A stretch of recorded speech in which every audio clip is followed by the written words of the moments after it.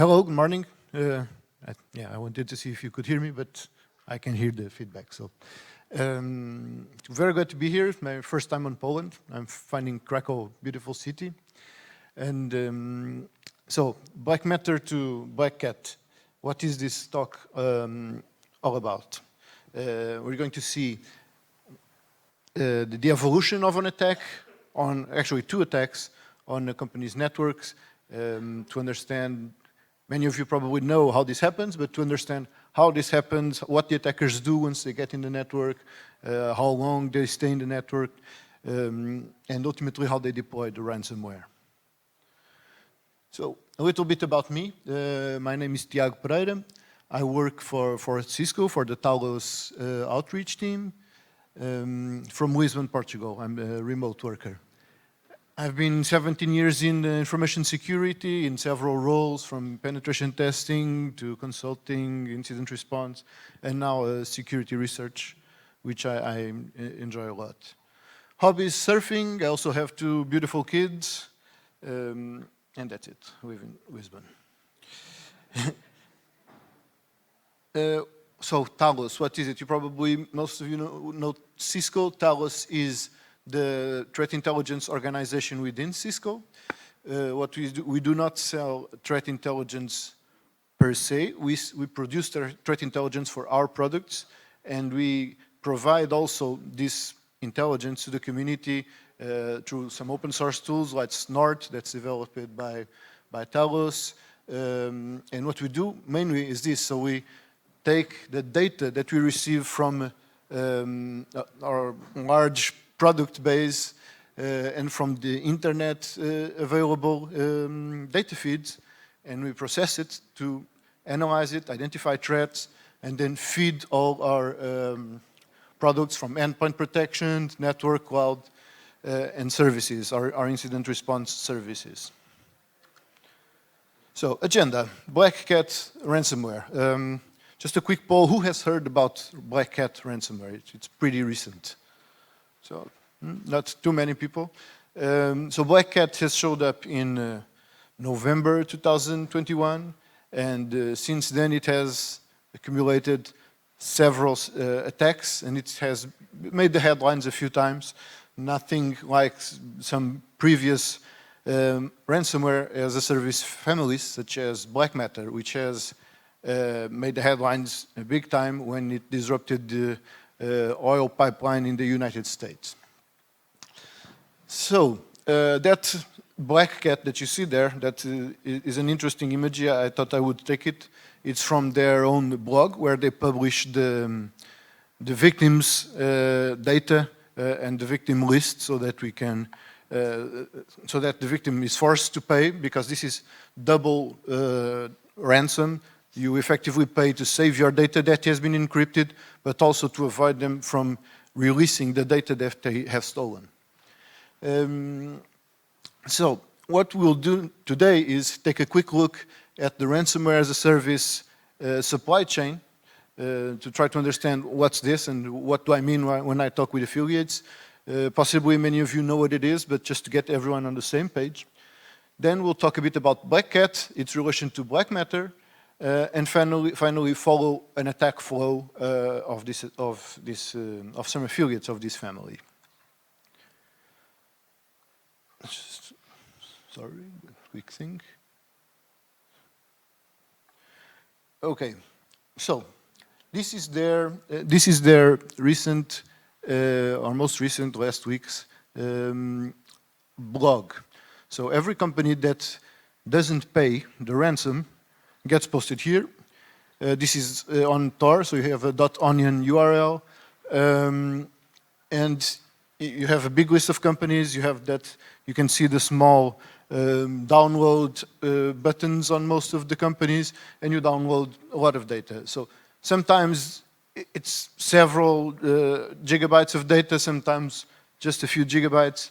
One thing that they do while they are on the network is take screenshots using the snipping tool from Windows, so that they can then prove to the owners of the company that they have in fact seen that, and most of those screenshots are also present in this site. So The blog shows that just in April, so just last month, 14 companies didn't pay. We don't know how many paid, because those don't get published on the site, but it's still quite a few.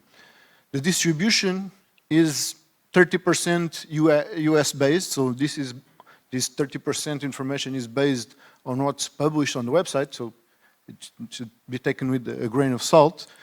But 30% US-based doesn't really mean it's targeting the US. Maybe it's just because they are familiar with some big companies in the US and they are just going after them. I did not find any particular industry vertical that they're interested in, not health or energy. No, they just, some of the companies are medium-sized. They just seem to take advantage of any company that they're able to get into and perform the attack. So, ransomware as a service. So ransomware, when it first showed up, was mostly about people in their personal computers receiving an email, clicking an attachment and getting their own computer infected, losing their files, and it was very, very troubling for people. Eventually it evolved into this ransomware as a service, which is mostly the same as software as a service. So the providers or the operators of the ransomware of the service provide a service that contains not only the ransomware, but a few accompanying and useful things that the attackers themselves are relieved from not having to do. So from the point of view of a company, which is what we have in this slide, the company sees that it got infected, somehow the ransomware entered the network and a bunch of their computers, or all of them, starting popping up advisories or images of the ransom and requesting that they pay it in some crypto coin. And then what they do is they usually have a communication channel. They're able to talk with the ransomware operators and negotiate the terms of it, how do they pay it. Sometimes they're able to lower the price they have to pay, sometimes they don't. But there's this possibility. So this is the point of view of a company. Of course, you can know that there's more behind it, but this is what you deal with as a company. So what's really happening behind this? It becomes a bit more complex. So you still have the company sees the malware it receives, it sees the messages, and it talks to, let me see if this, and it talks to the ransomware operators. So the ransomware operators, which are that large purple circle there, don't conduct the attacks. They don't attack a company. They negotiate with the companies that have been attacked, and they provide the way to decrypt stuff, and they receive the payment, but they didn't attack the company. What happens is they have affiliates, or sometimes they refer to it as adverts, and what they do is the advert pays for the service to the ransomware as a service operators to have access to it, and in turn the operators provide the ransomware malware, which we may think that is something that's pretty easy to do, just write some code that encrypts everything. That's not entirely true, because you need to have something that will be really, really fast and work easily across the network, so that there is no way, or it becomes very difficult to stop the attack once it has started. And so what happens here is they provide not only that, but also a dashboard for the attackers to see their victims and the evolution of the infections, and they provide support for dealing with the panels and dealing with the deployment of the ransomware. They even supply sometimes cookbooks or the documentation on how to attack and how to deploy tools and what works good, what doesn't. And finally, the ransomware affiliate, which are the guy with the face covered in orange, those are the guys who actually intrude into the network, they explore it, and they deploy the ransom. And we'll see how in a little bit. And more than this, there are other components and other actors that take part in this supply chain. So you have on top a few providers. So hosting providers, they need to have their sites up. They need to have their they need to be able to communicate with the victims. They have developers. Sometimes they hire developers to develop the ransomware and to develop the various parts of their service. And on the bottom, you have other providers. So the attackers, the affiliates, may buy spamming services from guys that have spam bots, huge botnets that are sending spam everywhere, and they take advantage of that. Or they can simply buy installs that are already infected companies inside of an organization, or compromised passwords. And this is interesting because it's common for people to go investigate an incident of ransomware and you don't understand the initial infection point. It seems that at a certain point they were in the network jumping from machine to machine, but you don't really realize how it happened. So this here, so we got to what were affiliates and providers. So the affiliates are, in fact, you could call them pen testers here, and the providers are software providers. This is if requiring ransom from people was legal, they would be software providers. So this is a supply chain. And what happened here was at a certain point when DarkSide showed up, many researchers started claiming that, okay, this is a simple rebrand of BlackMatter or DarkSide, which was a previous ransomware as a service group. And there were some various aspects that were discussed on how in forums, how people with connected accounts were present in the discussion, in the sale of the ransomware. And we found all of that interesting and good intelligence. And we found some relations that we thought would strengthen some of those theories, but also slightly diverge from them. There was a very interesting interview. It's funny how these guys get interviews in the media with the Recorded Future, with one of the guys from the BlackCat group.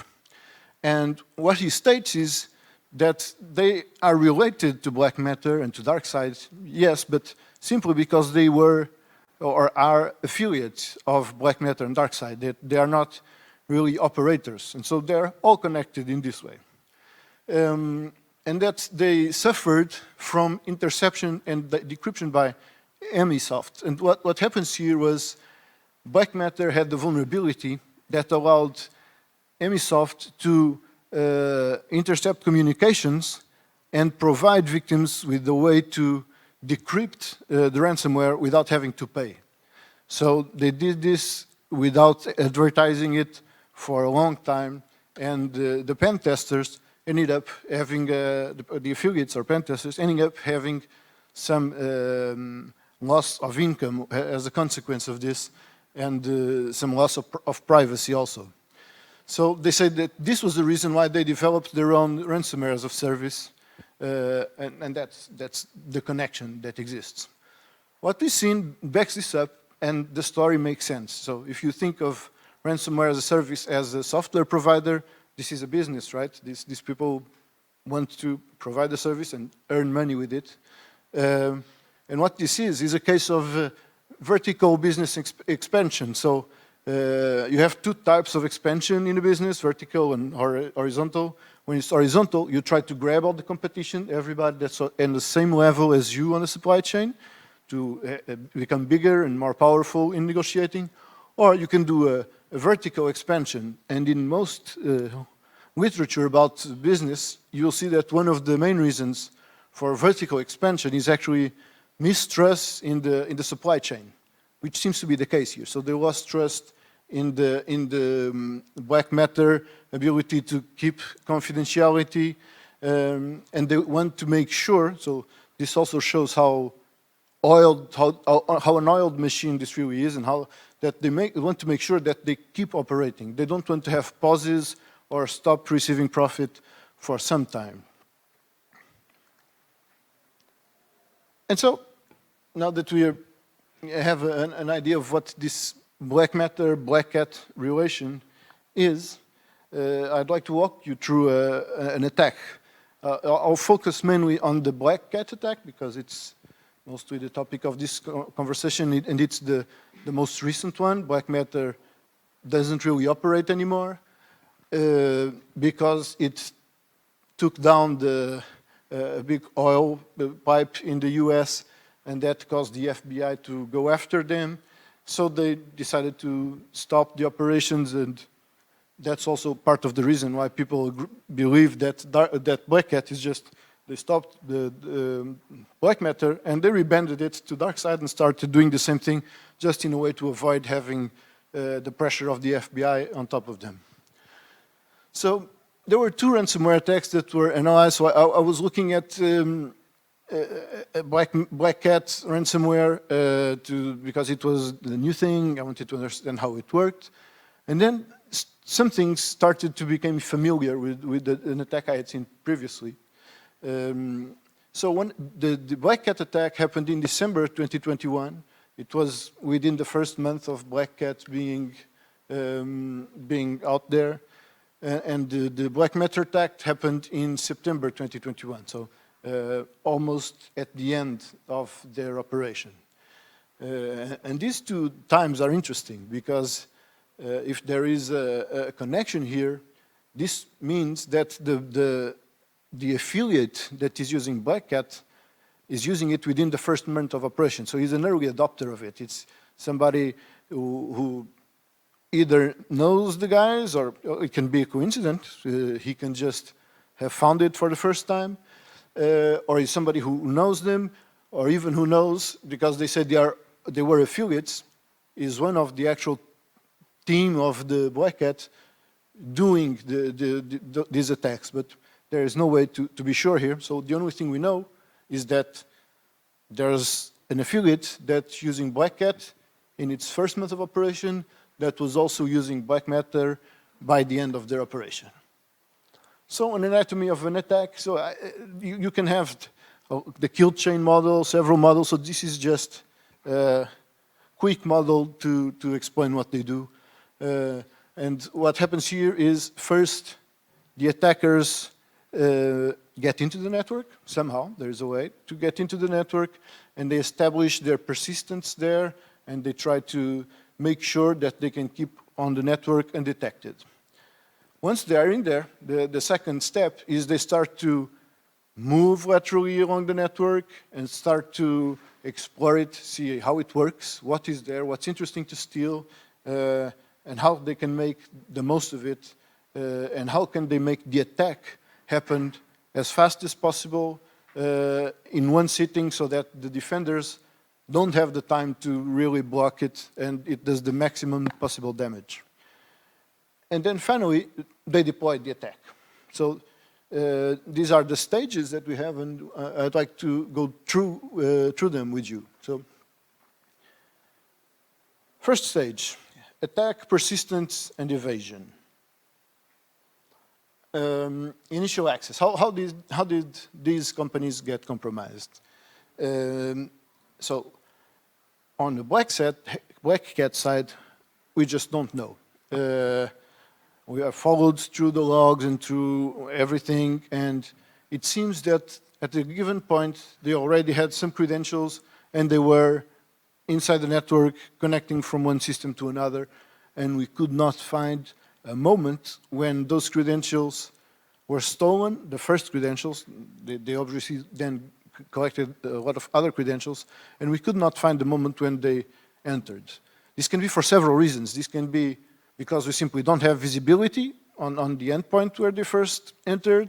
This can be because they had credentials for the company already, so they just used them, logged in, and started their attack.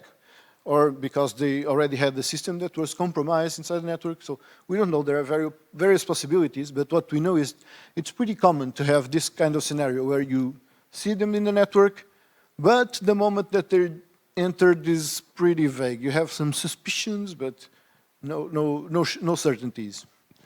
On the BlackMatter attack, it was easier to see. They were using the Microsoft Exchange vulnerability that showed up last year and caused some unfortunate incidents to many companies.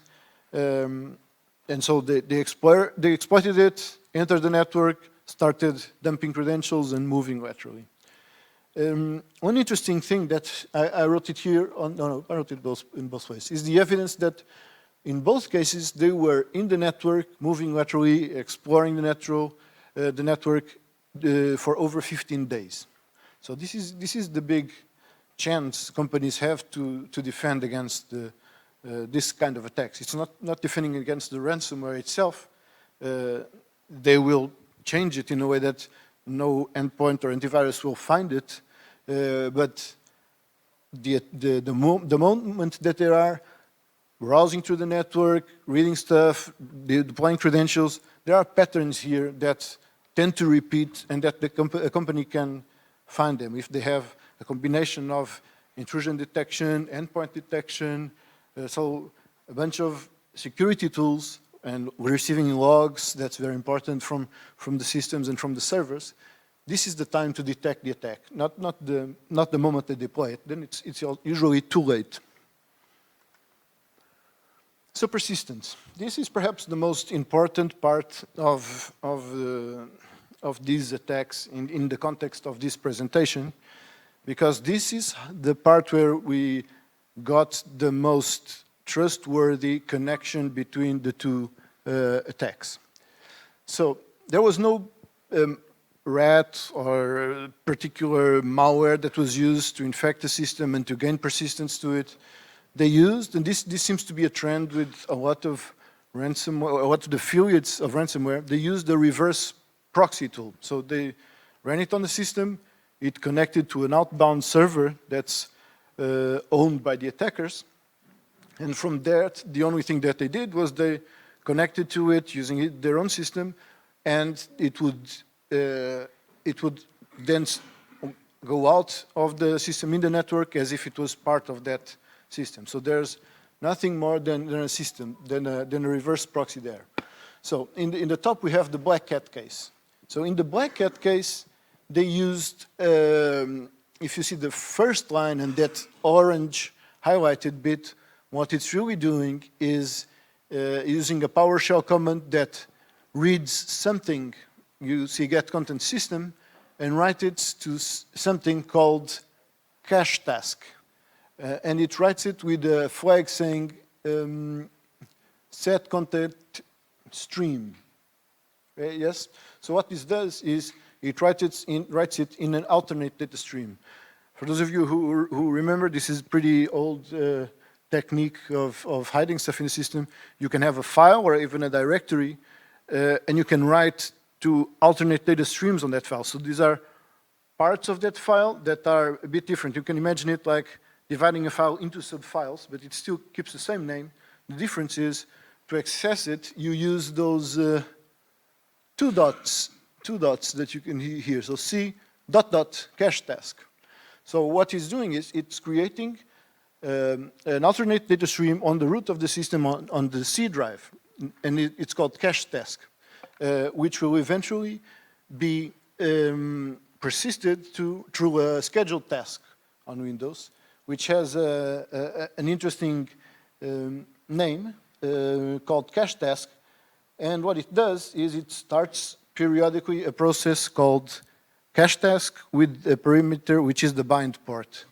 That's it. The bind port is what the port that is open remotely on the attacker system. So when they want to connect to this particular system, they will connect to that port on their remote system. This tool, in particular on BlackCat, has a lot more than just this. So it was also a reverse shell tool with a bunch of utilities to download and upload stuff. So it was a very powerful tool that's called reverse SSH. On the BlackMatter side, they used a Golang tool that simply does reverse proxying. So it doesn't have reverse shell capabilities, but you can, if you look at this, there's something here that's similar, right? So they both used scheduled tasks to persist, they both used reverse proxy, and the names are similar. So they used the name system on the C drive when they dropped it in the first place on BlackCat, and then wrote it into cache task alternate data stream. And they also call it system on the BlackMatter attack. So there are some similarities here. But the most important similarity is what you see in this table. So they use the same C2 address. So using the same C2 address is not, it means that it's not likely that there were two different affiliates that happen to share their C2 server. So this is a stronger evidence that these are the same guys that are using this server to do this attack. So this, and it's interesting because this Windows.menu was a domain. It looks pretty legitimate. If you see a Windows machine connecting to Windows.menu, you think, oh, probably something related with menus. It's not, but this was alive, this server, for several months. So as you see here, one attack was in September, the other in December. So it kept working for lots of time. So once they had persistence, or while they were achieving persistence, they were trying to also evade detection. What did they do to evade detection? Whenever they entered the system, they ran a script that was called del.reg, like delete.reg. That what it did was it cleared or disabled a bunch of logging of Microsoft Windows systems so that security guys would not have anything on their SIM software from that moment on. And another thing they did was they used the GMAIR tool to disable endpoint protection. So GMAIR, if you are not familiar with it, it's a tool that's developed to help find rootkits. So it finds hooks made at the IAT level or in the SSTT level. So hooks that rootkits would have to hide themselves, hide their files, hide their network connectivity. The thing is, antivirus software uses the same technique, uses the same hooks to do this. So they use it to disable those hooks and disable the endpoint protection software. So you still can kind of detect this if you have an endpoint, because suddenly there will be no more data coming from an endpoint, and that should be suspicious also. Other than that, they had camouflage file names. They were really imaginative with the file names they chose so that they will always seem like something very legitimate on the system, and use the alternate data streams that you saw previously. Lateral movement. So they, at this point, have entered the system, deployed their persistence so they can connect to any system inside the network, and now they need to start moving laterally and explore. So there are a few reasons why they do need to do this. They need to understand the architecture of the network, mostly because they want to cause the maximum possible damage. So if they only know a short part of the network, they will deploy the ransomware, but hey, most of the network was untouched because they didn't realize that there was another domain or another network segment that was segregated, or possibly, if it's a big company, there are sub-companies, sub-networks, trust relations. So this is what they're trying to find here. So what did we find? So an interesting thing, and this happens in a lot of compromises, even from nation-state kind of attacks, is the use of the in-packet toolkit. So it has several tools that allow you to connect remotely from one system to another to administer systems. And some of these tools use SMB, some of these use WMI. And what happens is they leave traces of their execution on the target machine. So if you have logs, and the logs look something like this, like a comment followed by a redirect to localhost admin share, and then a timestamp with 6 digits, and another redirection of the error, the STD error output. This is almost certainly an impacted tool executing a remote shell on another system.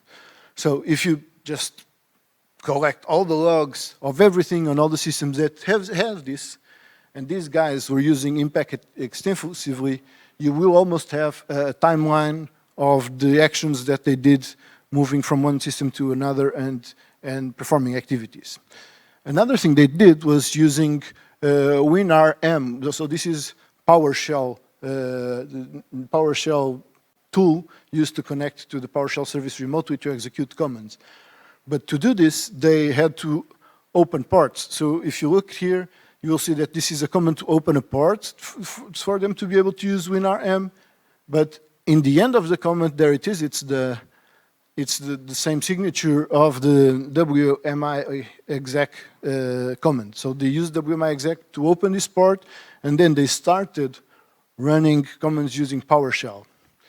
You can also detect these commands running PowerShell because of the parent process of PowerShell, but you will have more unrelated and more legitimate more events that happen because PowerShell is very much used by system administrators.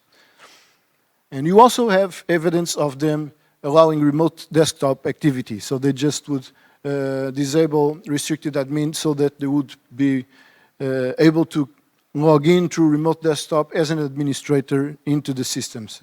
And then they would perform a lot of things using the remote, using remote desktops. They would do copy paste of files and just extract files that way.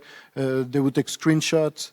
And so to do this, to connect to a system using remote desktop, because they have a reverse tunnel, they would simply do a remote desktop to a specific port on their own local system, and they would connect to it as if they were on the victim's network. Credential access. So one of the first steps here is they need to get credentials and eventually become domain admin or enterprise admin to be able to connect everywhere and go snooping around in any system, try to understand what are key systems, what are database systems, what are application servers, and what are the domain controllers. And very importantly, and they try to do this, understand relations between domains. So in a Microsoft network, you can have several companies where the domains trust each other. So you can sign into things of another domain using that domain. So they want to explore all those connections. So to do that, they dump LSAS, which is probably the most used technique now. If you're doing some penetration testing, you do this all the time. So this is something that they do. So we saw 3 different methods, 2 different ones in BlackCat and in BlackMatter, a different one. We didn't see the BlackMatter one in BlackCat, but it can be just a coincidence. So the first one is a known Microsoft provided tool called ProcDump is used. On the second one, this is a penetration testing tool that was used. And on the third one, this is just using regular stuff that comes with the system. There's no tool need, so kind of living off the land stuff. So they now have credential access. So with this credential access, now it essentially means that they are able to connect to any system on the network because they are domain admins. And once they do that, what did we see them doing? So if you look at the top command line, you see them doing a port scan. So this is a little bit more than a port scan. This is using a tool, obviously renamed with SVC host, just to make it look more legitimate when it's running as a process. If you notice, SVC host does not exist on that directory, programmer data. And they're just scanning that range, not only for open ports, but also for services, expose the network drives, anything really that's Microsoft related that they can connect. The other tool that they use is this AD-Reckon. This is also very much used in penetration testing, which is why these affiliate guys are essentially penetration testers for the ransomware teams. And so this tool digs around all the connections of the Active Directory, tries to understand trust relations, lists the servers, the endpoints, gets their names so that they understand, okay, this has SQL on their name, so this probably is an SQL server.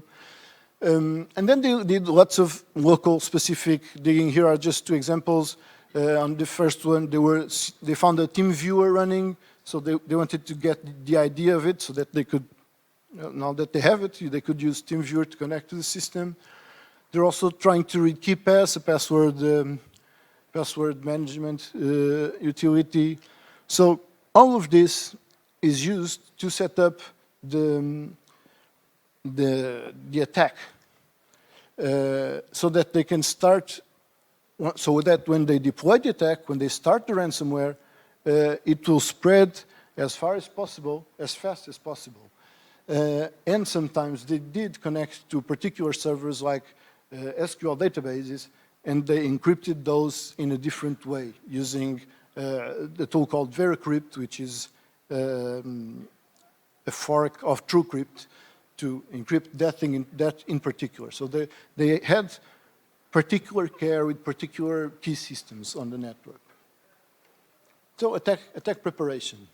The attack preparation, from what we could gather, so some of these scripts here that you see, apply.ps1 and the other VBS scripts in the bottom, we were not able to extract them.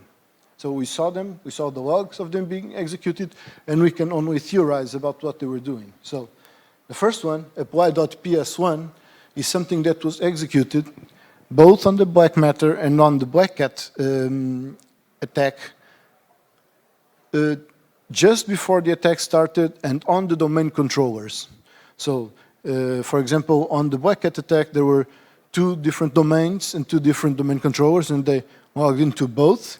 And very closely in time, they ran this. So this applied, and it had different hashes, which made us believe that they edited a PowerShell script with a few variables just to prepare a group policy on the domain that they would then run, which would cause the ransomware to be executed on the other systems. So they ran this apply.ps1, which was tweaked specifically to each environment, and then they caused GP update force to run the group policy across all the systems, the Windows systems on the network. And finally, what we saw was when this GP update was triggered, the systems would run this defender.vbs. It was called defender.vbs on the BlackCat attack. It was called def.vbs on the BlackMatter attack. So again, here are some similarities, there could be coincidences, but there are just too many coincidences at a certain point. And what they did was, this defender.vbs was the thing that disabled some logs, deleted so disabled the shadow copies so that it was impossible to recover the machine from the shadow copy, and it then actually ran the malware. So the malware in BlackCat has a very easily identifiable comment, because they use this option called access token. This access token is unique per victim, and in a way it goes well with what they described on the interview with the Recorded Future, because it's what they use to make sure that the victim, when he's communicating with the ransomware as a service operators, they must use this ID, and so it kind of eliminates the vulnerability that the Emisoft had found that allowed the communications to be extracted and to see what everyone, because in the other case it was easy to just jump to other companies and see what other companies were discussing with the ransomware providers, and here it became a lot more difficult. On the BlackMatter executor, the command is simpler.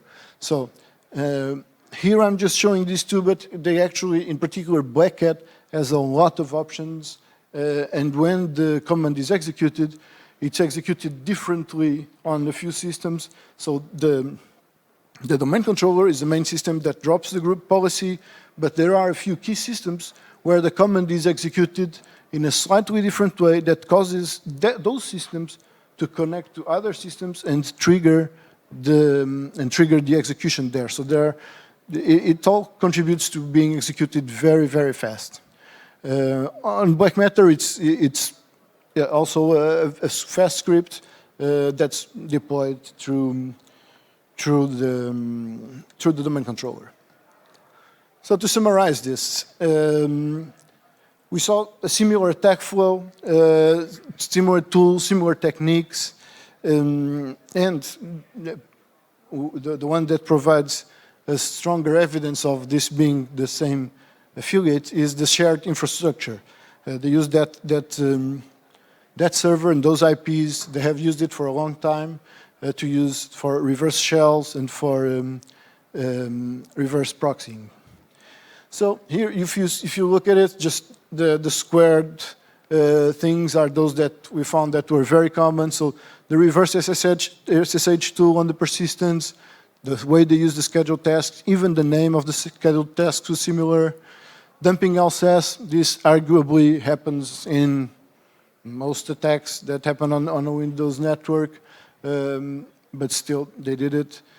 The in-packet use, extensive use of in-packet, and this is a very good point for defenders to search for these attacks. In the network, is looking for the impact, very clear signature. And then they used PSExec, remote desktop, PowerShell, so they use different methods for remote execution to travel across the network. Once they were in systems, they would take time to read documentation, browse through files that looked interesting, like invoices for purchases or things that were confidential, and they took time to reopen them on Acrobat Reader, see if it were interesting or not. They took screenshots of the interesting ones before collecting everything. So, command and control. You could argue that they did not have a rat or a particular malware drop. They just used reverse proxies, outbound reverse proxies through port 443, so that would pass through the detectors with. It would blend into the network traffic easier, and then they would just use in-packet through the tunnel to get to the systems. And finally, deployment. If you noticed, they used the netlogon share, which is usually readable by all systems in a domain, to drop the ransomware executable and have them executed from there. And they used group policy, which is a great tool for administrators, and it's also a great tool for attackers. So, finalizing, just wrapping up what we talked about. So, BlackCat is a threat that is affecting many companies. It started in November. There's always a question if it will go on for some time, or sometimes these ransomware as a service offerings show up and then they disappear quickly. No, it's still going, it's still growing. If you look at the blog, you'll see that the speed and the amount of published companies on their blog is increasing.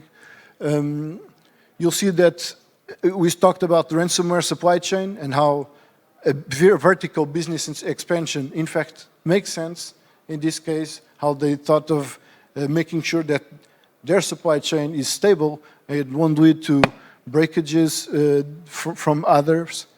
And finally, and I think this is probably one of the most important conclusions here, is that These guys were all over 15 days in the network before they actually triggered the attack. So in these 15 days, there were extensive opportunities for a security team to find them, try to understand what footprint they have and how they can at least stop them or try to stop them.